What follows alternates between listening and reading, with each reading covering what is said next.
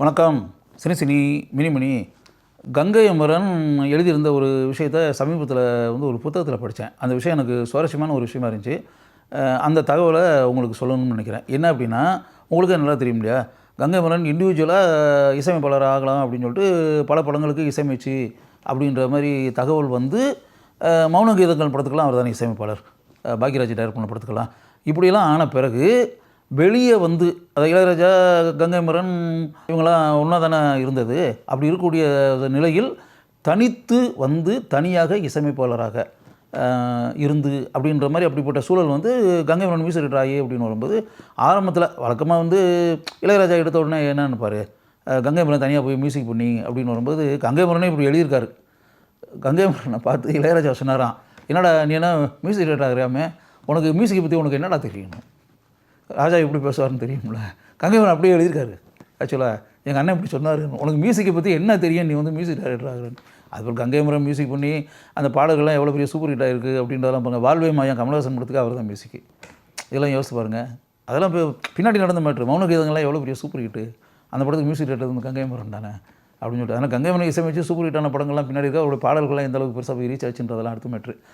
ஆரம்பத்தில் இளையராஜா சொன்னது, உனக்கு மியூசிக்கை பற்றி என்ன தெரியும், நீ போய் மியூசிக் டைரக்டர்னு சொல்லிட்டு வெளியே ஒரு போடா வெளியன் அப்படின்ற மாதிரி சொல்லியிருக்காரு. போடா வெளியேன்னு அந்த வார்த்தையவே கங்கை அமரன் எழுதியிருக்காரு. சில மாதங்கள் ஓடி போய் கங்கை அமரனுக்கு அப்படி நிறையா படங்கள்லாம் மியூசிக் கமிட் ஆகி அப்படின்ற மாதிரிலாம் ஆயிடுச்சு. ஆன பிறகு கங்கை அமரனை பார்த்துட்டு இளையராஜா ஒரு நாள் சொன்னார், டேய் இங்கே வாடா, என்னடா நீ என்ன ஏதாவது வாழைத்தோப்பு ஏதாவது வச்சு குத்தகைக்கு எடுத்து நடத்துறியான்னு. இவருக்கு ஒன்றுமே புரியலையா, என்ன அது சம்மந்தமே இல்லாமல் நம்ம படத்துக்கு பாட்டு எழுதிட்டு இருக்கோம், மியூசிக் பண்ணிகிட்ருக்கோம், நம்மளை போட்டு வாழைத்தோப்பு குத்தகைக்கு எடுத்திருக்கேன்னு சொல்லி நம்ம அண்ணன் கேட்டுக்கிட்டு இருக்காருன்னு சொல்லிட்டு இவர் அப்படியே அண்ணன் பார்த்து இளையராஜா ஆச்சரியத்தோடு பார்த்துருக்காரு. என்ன விஷயம் அப்படின்னா, என்னென்ன சொல்கிற அப்படின்னு. இல்லை நான் வெளியே அப்படியே பார்த்துக்கிட்டே இருக்கேன், நிறைய படத்தினுடைய அங்கங்கே பூஜை நடக்குது, கேட்டால் நீ தான் மியூசிக்கு அப்படின்ற மாதிரி. அப்படியே எங்கே பார்த்தாலும் வாழை மரத்தை வச்சு தோரணம் கட்டி வாழை மரங்களை வச்சு தொடக்க விழா நடத்தி பூஜை போட்டு இனாக்ரேஷன் இந்த விஷயங்கள் எல்லாருக்கும் எங்கே பார்த்தாலும் வாழை மரம் ஊனி அதில் வாழை மரத்தில் வாழைக்காயெல்லாம் தொங்கிக்கிட்டு பூஜை போட்டுக்கின்னு இருக்கு. அதனால தான் நினச்சேன், ஒருவேளை நீ வாழைத்தோப்பையே ஏதோ குத்தகைக்கு எடுத்துகிட்ட போல இருக்குன்னு. எங்கே பார்த்தாலும் கங்கை அமரன் மியூசிக்னு இதை அப்படியே கொஞ்சம் அவர் சிரிச்சுக்கிட்டே தான் சொல்லியிருக்காரு இளையராஜா. சொல்லப்போனால் அருமை தம்பியினுடைய கலை உலக பயணம் நல்லா இருக்கணும் அப்படின்னு நினைக்கக்கூடிய இளையராஜா டேய் ஒரு விஷயம், உனக்கு ப்ராப்பராக அசிஸ்டன்ஸ் உனக்கு கரெக்டாக இல்லைடா, நீ உதவியாளர்களாக நீ வச்சுருக்கவங்க எல்லாமே அந்தளவுக்கு கொஞ்சம் டேலண்டட் கிடையாது, அந்தளவுக்கு ப்ராப்பராக இல்லை. நீ என்ன பண்ணுற, கிட்டாரிஸ்ட்டு ஃபிலிப் அண்ணன் இருக்கார்ல, அவரை உன் கூட வச்சுக்கடா, யூனிட்டில் கிட்டாரிஸ்ட்டாக ஃபிலிப் அண்ணன் இருந்தாருன்னா நல்லா இருக்கும்டா, அதனால் ஃபிலிப் அண்ணன் நீ கூட வச்சுக்கோ அப்படின்னு. அந்த ஃபிலிப்பு யார் அப்படின்னா, இசையமைப்பாளர் எம்எஸ்வி இருக்கார்ல, அவருடைய ட்ரூப்பில் இருக்கக்கூடிய கிட்டார் பிளேயர், புகழ்பெற்ற guitar player Philip. MSV music பண்ண பல படங்களுக்கு, பல பாடல்களுக்கு, பல சூப்பர் ஹிட் பாடல்களுக்கு கிட்டார் இசைத்து மிகப்பெரிய அளவில் அந்த பாடல்களுடைய வெற்றிக்கு துணை புரிந்தவர் ஃபிலிப். அந்த பாட்டு ஹிட் ஆகிருக்கும், ஆனால் அந்த பாட்டில் கிட்டார் வாசித்தவர் ஃபிலிப் பண்ணுறதெல்லாம் உங்களுக்கு தெரியாதுல்ல. கங்கை அமரன் சொல்கிறார், ஆட வரலாம் ஆட வரலாம் ஆடவர் எல்லாம் ஆண்கள் எல்லாம் ஆடவர் எல்லாம் ஆட வரலாம் அப்படின்ற மாதிரி பாட்டு எம்எஸ்வி மியூசிக்கு.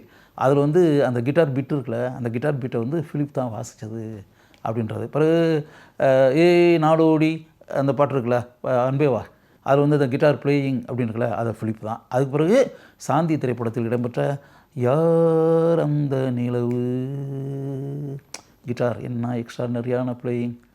ஃபிலிப் எந்த அளவுக்கு மிகச்சிறந்த ஒரு கிட்டார் பிளேயிங்கை அந்த சாங்கில் வெளிப்படுத்தியிருப்பார், யோசிச்சு பாருங்கள். அப்படியே எனக்கு இந்த 3 பாட்டையும் கங்கை அமரன் அந்த நூலில் எழுதியிருந்தார். பல ஒளிப்பதிவு நடக்கும்போது நான் பார்த்துருக்கேன். MS Viswanathan sir song recording பண்ணும்போது ஒளிப்பதிவு கூடத்திலேயே சாங் ரெக்கார்டிங் நடக்கும்போதே பார்த்துருக்கேன். அப்போ ஃபிலிப் அங்கே கிட்டாரிஸ்டாக இருந்திருப்பார், அவர் கிட்டார் ப்ளே பண்ணியிருப்பார். அவர் யார் என்னன்னு தெரியாமல் நமக்கு போயிருக்கோம், பார்த்துருப்போம். அந்த கூட்டத்தில் இசைக்கலைஞர்கள், அந்த காலத்தில் மேனுவல் ஆர்கெஸ்ட்ரா தானே, அப்படியே ஒரு ஹால் ஃபுல்லாக இன்ஸ்ட்ருமெண்ட் பிளேயர்ஸ் உட்காந்துருப்பாங்கல்ல.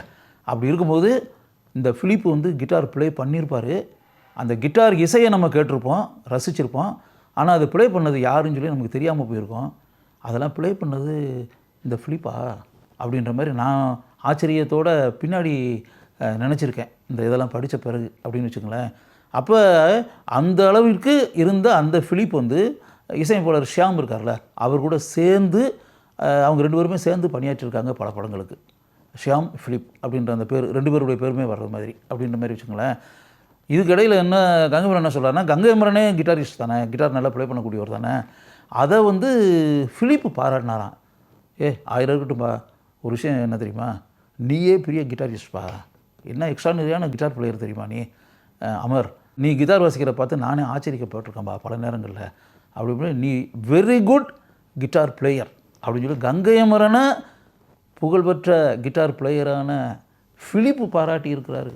அது அமர் வந்து அதை ஒத்துக்கிறாரு. ஆக்சுவலாக அவர் சொன்னது உண்மை தான். அது கிட்டாரு வந்து நான் நல்லா ப்ளே பண்ணக்கூடியவன் தான். அதை வந்து பல நேரங்களில் டிஎம் சௌந்தரராஜனே வந்து பாராட்டி சொல்லியிருக்காரு, கண்ணதாசன் பாராட்டியிருக்காரு. அப்படிலாம் சொல்லிட்டு மச்சானா பார்த்தீங்களா அந்த சாங் இருக்குல்ல, அதில் வெஸ்டர்ன் இதில் வந்து நான் கிட்டார் வாசித்திருப்பேன். இதுக்கு முன்னாடி இந்த சாங்கை வந்து பல தடவை நீங்கள் கேட்டுருக்கலாம். அது எந்த அளவுக்கு நீங்கள் மைனூட்டாக வாட்ச் பண்ணிட்டு இருப்பீங்கன்னு தெரியாது. அப்படி வாட்ச் பண்ணாமல் இருந்தீங்கன்னா இப்போ மச்சானா பார்த்தீங்களா சாங்கை நீங்கள் கேட்டு பாருங்கள். அதில் கிட்டார் வந்து நான் வெஸ்டர்ன் ஸ்டைலில் வந்து கிட்டார் எப்படி ப்ளே பண்ணியிருக்கேன்றதை நீங்கள் பாருங்கள் அப்படின்ற மாதிரி அமர் சொல்கிறாரு அப்படின்னு. அப்போ அது பிறகு யோசிச்சு பார்த்தா கங்கைமரனுடைய பங்கும் அந்த இளையராஜா இசையமைத்த அந்த பாடலில் இருந்திருக்கு அப்படின்றது என் மனசுக்குள்ளே பட்டுச்சு அப்படின்ற மாதிரி வச்சுக்கோங்களேன். அப்படி காலங்கள் கடந்து ஓடி போச்சு. இத்தனை ஆண்டுகளுக்கு பிறகு கங்கைமரன் இசையமைப்பாளராக ஆன சமயத்தில் இளையராஜா எந்த அளவிற்கு அந்த ஃபிலிப்ன்ற அந்த கிட்டாரிஸ்ட் அவரை கொண்டு வந்து தன்னுடைய தம்பியின் கலையுலக பயணம் வெற்றிகரமாக இருக்க வேண்டும் அப்படின்றதுக்காக கொண்டு வந்து இணைச்சிருக்காரு அப்படின்னா. இது அமர் என்ன சொல்கிறாருன்னா, படங்கள் நான் நிறையா பண்ணிக்கிட்டு இருந்தேன், ஆனால் ஃபிலிப் அண்ணன் வந்து என்கிட்ட ஜாயின் பண்ண பிறகு எனக்கு நிறைய படம் வந்துச்சுன்றாரு. கங்கைமரனுடைய அந்த குணம் எனக்கு ரொம்ப பிடிச்சிருந்துச்சி. நான் ரொம்ப பிஸியாக இருந்தேன், நான் ரொம்ப பிஸியாக இருக்கும்போது ஃபிலிப் அதில் வந்து கிட்டார் ப்ளே பண்ணார் அப்படின்ற மாதிரி அப்படி சொல்ல. ஃபிலிப் அண்ணன் என்கிட்ட வந்து ஜாயின் பண்ண பிறகு என்னுடைய இசை குழுவில் வந்து அவர் வந்து கிட்டார் ப்ளே பண்ண ஆரம்பித்த பிறகு எனக்கு படங்கள் நிறைய வந்துச்சு. எல்லாருமே வெளியே இருக்கவங்க எல்லாருமே வந்து ஃபிலிப்பு கூட கங்கைமரன் கூட இருந்து கிட்டார்லாம் ப்ளே பண்ணுறாரு அப்படின்றத வந்து ஃபிலிப் அண்ணன் கிட்டார் வாசிக்கிறதே பெருசாக நினச்சி அவரை தெரிஞ்சவங்க, அவரை உணர்ந்து கொண்டவர்கள், அவருக்கு நன்கு அறிமுகமானவர்கள், அப்படிலாம் தயாரிப்பாளர்கள் இயக்குநர்கள்லாம் இருப்பாங்கள்ல. அப்போ அந்த சாங்குகளில் கிட்டார் வந்து ரொம்ப நல்லாயிருக்கும், கிட்டார் பிளேயிங் நல்லாயிருக்கும் அப்படின்ற மாதிரிலாம் நினச்சி எனக்கு வந்து இசையமைப்பாளர் வாய்ப்பு அதிகமாக கொடுத்தாங்கன்ற மாதிரி அந்த வாய்ப்புகள் அதிகமாக கிடைச்சதுக்கு ஃபிலிப் என்கிட்ட வந்து ஜாயின் பண்ணது ஒரு காரணம்னு சொல்லி கங்கைமரன் சொல்கிறார். யோசிச்சு பாருங்கள், அது எவ்வளோ பெரிய ஜெனராசிட்டி, பெருந்தன்மை. எனக்கு கங்கைமரன் அதை எழுதினதை வாசிக்கப்போ எனக்கு ரொம்ப சந்தோஷமாக இருந்துச்சு. கொஞ்சம் கூட அதை வந்து யோசிக்காமல் கங்கைமரன் இவ்வளவு ஃப்ராங்காக வந்து பாராட்டி சொல்கிறாரு அந்த ஃபிலிப்பை பற்றி அப்படின்போது, கங்கைமரனுடைய அந்த உயர்ந்த குணம் அப்படின்றதுல அதை நான் தெரிந்து கொண்டேன்.